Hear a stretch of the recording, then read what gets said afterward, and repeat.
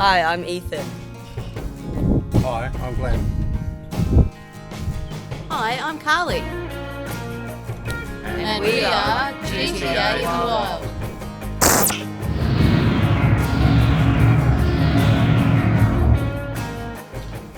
Hi all, heading off to Lake Cania in the coming weeks.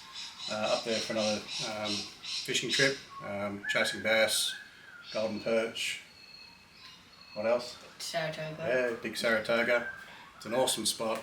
We try and get up there a few times a year. Going to do some boat prep today before we go. It is a long drive. We head up from southern end of the Queensland up to inland from Bundy, so she's a fair old hike. So we're going to get on and do some bearing prep through the bearing buddies, charge them up. We're going to do all the pressures in the tyres. Going to move our way around, do the batteries in the boat, make sure they're at the right voltage, if not charge them up. So we've got starting batteries, we've got trolling batteries, so a bit to be done. It's going to be a quick show through what we do and how we prep before a trip. Let's get into it. I'm going to be cutting the cable tie here and taking the cap off so I can get access to the bearing buddy.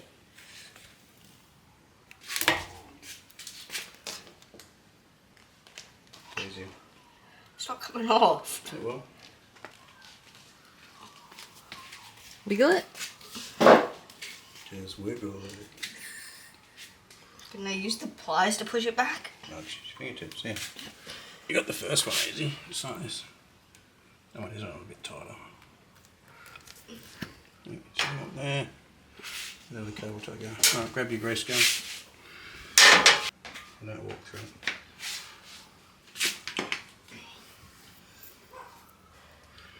Get him pushed on.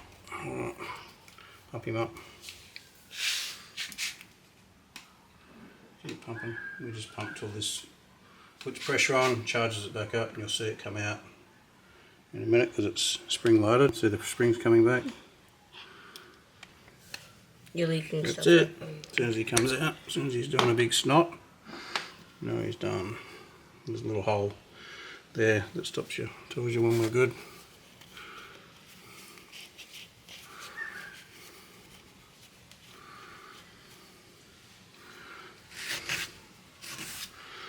Alright, I'll keep those bearings nice and cool. I'll try the stuff a little bit on you. So can you explain to the guys why we use bearing buddies and what the purpose of the bearing buddies are? Yeah, well, some people don't like them, but I do, and they've always been really good.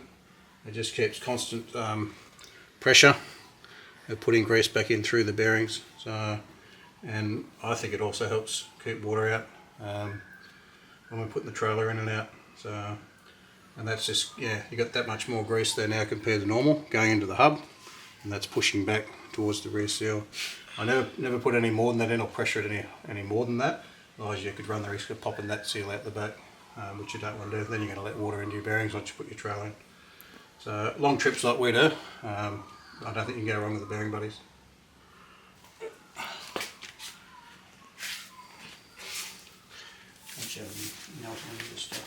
Yep.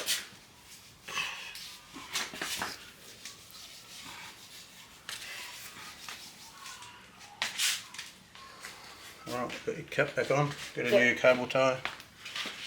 Let's finish him off. Alright. A little bit over the top, some people might say, but yeah, I put these on so the caps don't come off, because we do drag the boat on dirt roads and things as well. So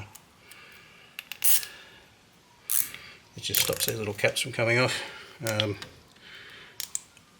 Why I run the caps, because I don't want dust and stuff getting on the inside of the bearing buddy, so those little caps just stop that, seals it off nice. That's all we need to do. Now that we've finished the bearing buddies, you see that one's all done.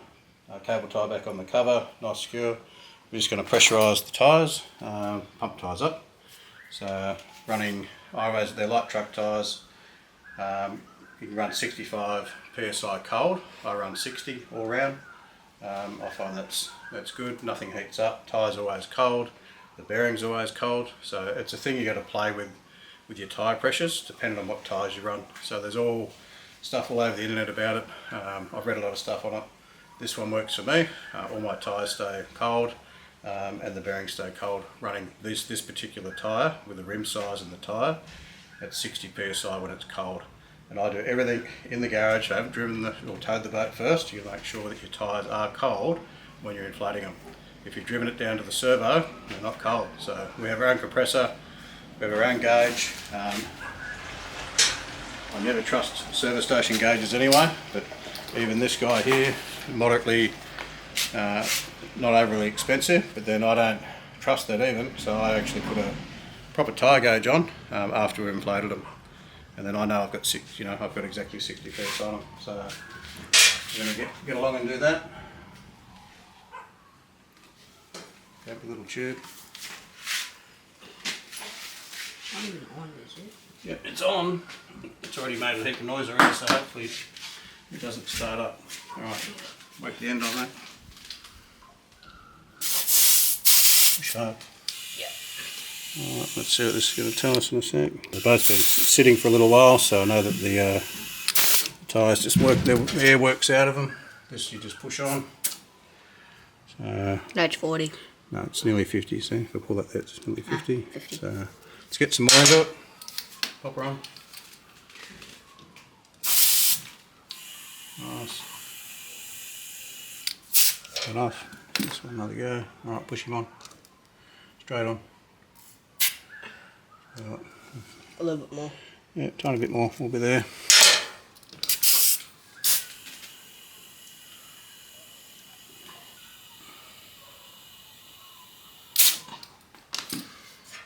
Yeah. Yep, smack on. Ooh. Do that again. Yep, dead on 60, that's what we want. Nice. Alright, cover back on. Alright, and that's what we do. We'll do 3 more, and then we'll get on to other things. We'll put some grease in the hitch at the front. Anywhere where there's grease nipples, we'll charge them up. We run marine grease in this, not just your normal automotive car grease. That's all marine grade, high temperature as well, and it's made so it keeps the water out. So that's some of our maintenance. We'll show you some more as we work our way through the boat and trailer. So earlier we were doing all the bearings and stuff and the tyre pressures, so that's done. Now we're moving on into the boat. So what we're going to check for now is that the Lawrance HDS Live doesn't need any updates. Nothing worse than getting out there and it wants an update. So it's a HDS 12. No, we don't have avionics, it's running Canon Legria. That's where we're heading shortly, so we're just going to see if it pops up in a minute and says it's got an update. It might not, which is good. That's the HDS 12, so that's as big as we need on this boat. Then I'm just going to see what fuel we got, if we need any more fuel, because we're going to be away for about 10 days when we're up there. So let's have a squeeze, see what's in it. So not enough, so we're going to have to put some more in it. In this I've always put premium leaded fuel, so it's higher octane. The reason I do that, if the boat's in storage, then you don't have to put all these additives in to keep the octane up. Just run premium. Who cares what it costs? It runs, it's a better fuel, it's cleaner, it burns better. And I could certainly tell the difference with the 115 on the back, which is a Merc, if I run shit fuel. Sometimes I've had to put crappy fuel in, because there's been nothing else there in the town, and it detunes the motor. It runs like a pig. Premium, all the power you want. It runs really good. So we're going to need a bit of fuel. No update from the Lawrance. It all looks good. Next thing we're going to do, we've got 2 batteries under the deck, which is a 24 volt system. So they're running Full River batteries, which is an American brand. They're an AGM. I haven't switched them to lithium just yet. And they run the Minn Kota, which is an 80-pound thrust motor at the front. So that's the Minn Kota Rover that we run up there. So it's 80-pound thrust. This is a 5.5 metre boat.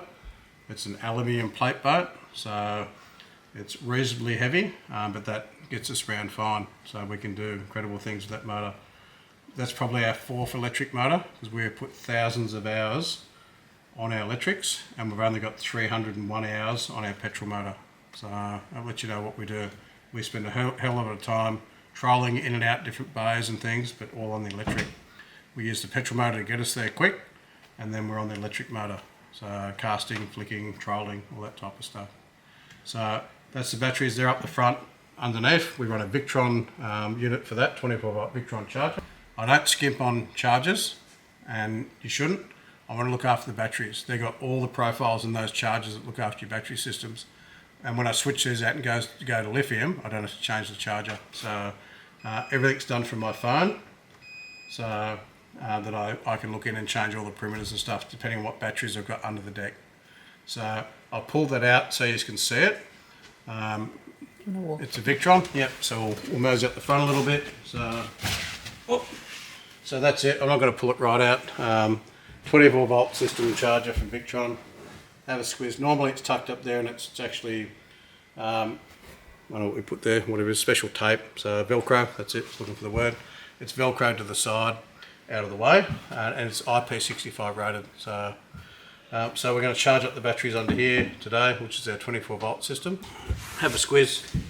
So they're configured into a 24 volt system. You see they're all cradled in there, they're not going anywhere, they're all secure. Sound is good, there's no updates for it, just making sure. So we'll cover him back up.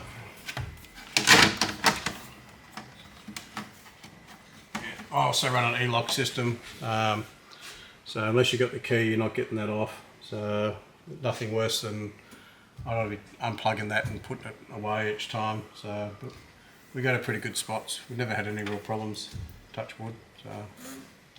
I'm not made of wood. So now the young bloke's going to get the charger. I'll run a different charger now. I run a workshop charger. So the battery that we run in this is a calcium battery as a starting battery.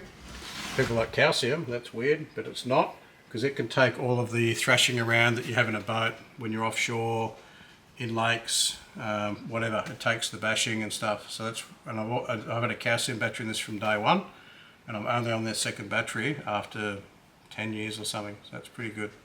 Or more. 13 years. That's how long I've had this boat for. So the boat's immaculate, it's always garaged, we look after it. When we're not using it, it's undercover, it's, everything's cleaned in it before we put it away. Look after your gear, it will last, it'll last for you. But you're going to take that cover off now, we're going to get that one charged up.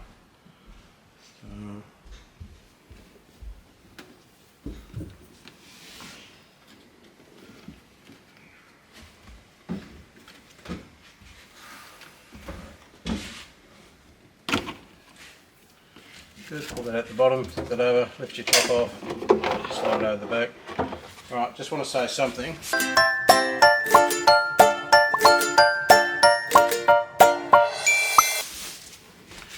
It's really important that the next generation learns how to do things.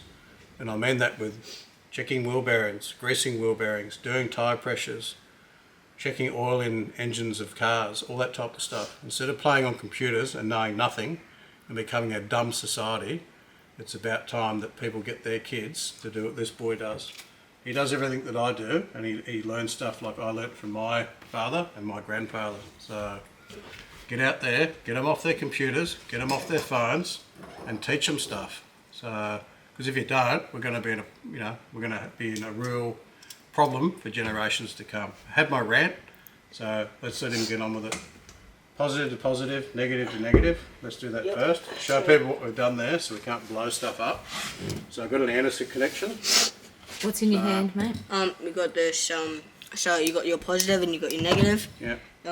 And what's on the end of that cord? End of that cord, you got an Anderson plug. So at the moment there's no power coming through, and I've got that split like that because I'll sometimes plug the charger straight into an Anderson connection, and that's a 50 amp Anderson plug. So he can connect these on now, knowing that he's not going to blow anything up if he does it wrong, or short anything, or have a big spark, which is great. So it's a good way of teaching people, how to do things. So red to red, black to black. If I recall correctly, do I put it on the prongs here or? Over the back, but over the top. Yep. So squeeze it right open. Here? Yep, that's it. Okay. Nice Like that? Yep, same with the black one.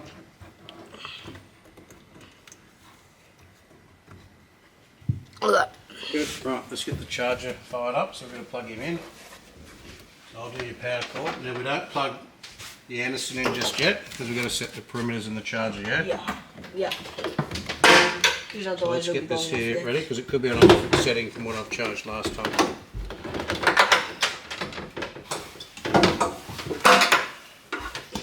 Let's chuck him in there. Don't hit your lid too much. Making heaps of noise, which is great.